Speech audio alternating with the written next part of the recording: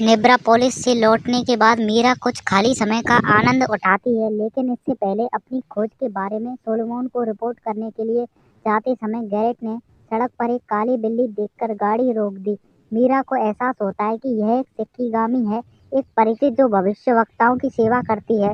इससे चुनने के कुछ ही क्षण बाद तेज हवाएं चलने लगती है और एक पवन आत्मा प्रकट होती है जो उनसे पूछती है कि वे उसकी दोस्त बिल्ली के साथ क्या करने की योजना बना रहे हैं। गैरेट आत्मा को देखने में असमर्थ है, लेकिन मीरा बताती है जैसे ही बिल्ली सड़क पर कूदी उन्होंने अपनी गाड़ी रोक दी, यह महसूस करते हुए कि उनका मतलब कोई नुकसान नहीं है। आत्मा शांत हो जाती है और बताती है कि पिछली रात उस पर झील के किनारे इंसानों ने हमला किया था, लेकिन म्यांमारू ने लोगों को भगा दिया।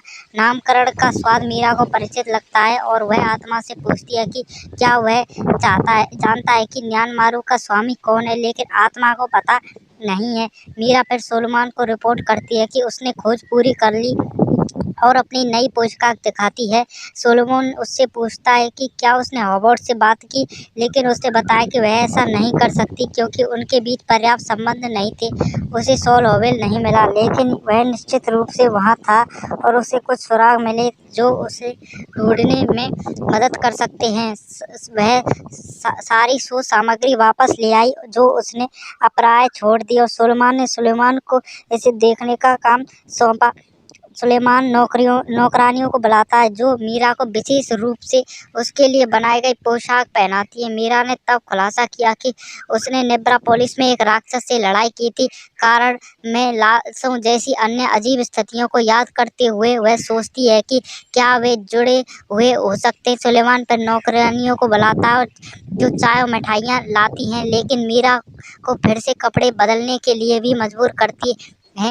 मीरा बताती है कि कुछ आत्माओं पर हमला हुआ और यहाँ तक कि रास्ते में उसकी मुलाकात एक ऐसी आत्मा से हुई जो शिकीगामी म्यांमारू द्वारा संरक्षित थे। नाम सुनकर दोनों को याद आता है कि शिकीगामी संभवतः 9 विद्यमान पुरुषों में से एक यहाँ दिव्य टावर के बुजुर्ग 7 सितारों किसी क्यूरा से संबंधित है। सोलोमन ने खुलासा किया कि उन्हें आत्माओं पर हमले की रिपोर्ट मिली है और ऐसा लगता है कि एक समूह है जो उन्हें पकड़ने की कोशिश कर रहा है। चिमेरा क्लोजेन है।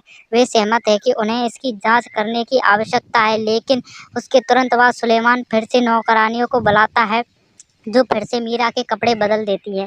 मीरा ने एक निषिद्ध क्षेत्र पास प्राप्त किया।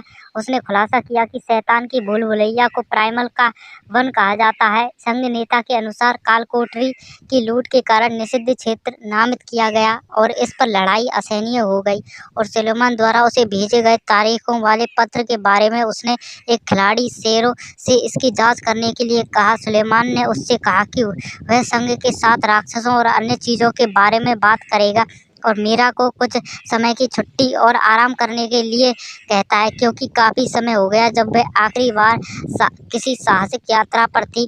ब्रेक लेते समय सुलेमान ने मीरा को फ़ोन किया और उसे सूचित किया कि सॉल हॉवेल अनुसंधान को समझने में एक समस्या उत्पन्न हो गई है और उसे महल में आने की आवश्यकता है। मीरा महल की ओर जाती है और सोलोमन से मिलती है जो उसे हेवनली लाइट्स रिसर्च का होली ग्रेल दिखाता है और कहता है कि सुलेमान को भी इसे समझने में परेशानी हुई थी।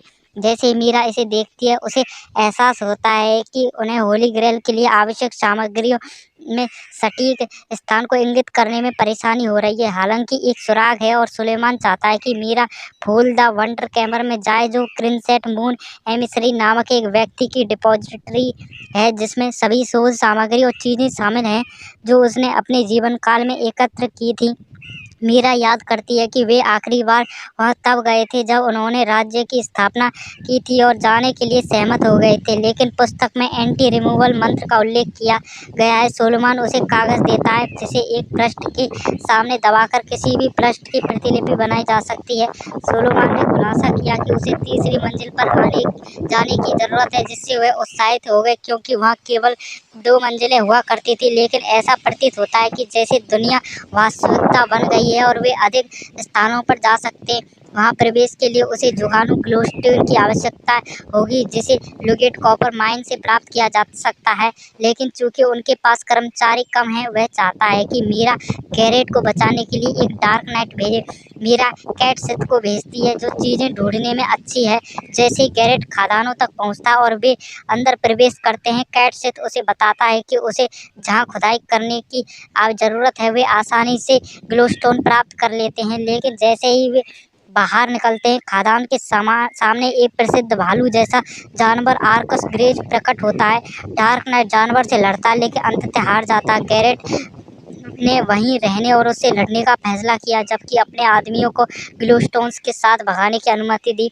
हालांकि जानवर गैरेट की उपेक्षा करता है और उसके आदमियों की ओर बढ़ता है। तभी एक युवा लड़की आती है और जानवर को उड़ने हुए भेजती है और कहती है कि वह लंबे समय से उसके जानवर की तलाश कर रही थी और उस पर कब्जा करना चाहती थी। जैसे ही जानवर वापस उड़ता हमला करता है, लड़कियां मीरा के समान अमर कला का उपयोग करती है और आसानी से उसे हरा देती है, जिससे उसे निराशा होती है कि यह उतना कठिन नहीं था जितना उसने सुना था। लेकिन फिर शूरवीर से बड़ी शक्ति आने का एहसास होता है। गैरेट फिर मुड़ता है और देखता है कि डार्क नाइट खड़ा है और लड़ाई के लिए खड़ा है। लड़की इससे लड़ना चाहती है, लेकिन गैरेट बताते हैं कि यह उनका अनुरक्षण है और वह इसकी अनुमति नहीं दे सकते। लड़की निराश है कि वह जादूगर नहीं है जिसने उसे बुलाया था, लेकिन यह स्वीकार करती है कि वह उससे नहीं लड़ सकती।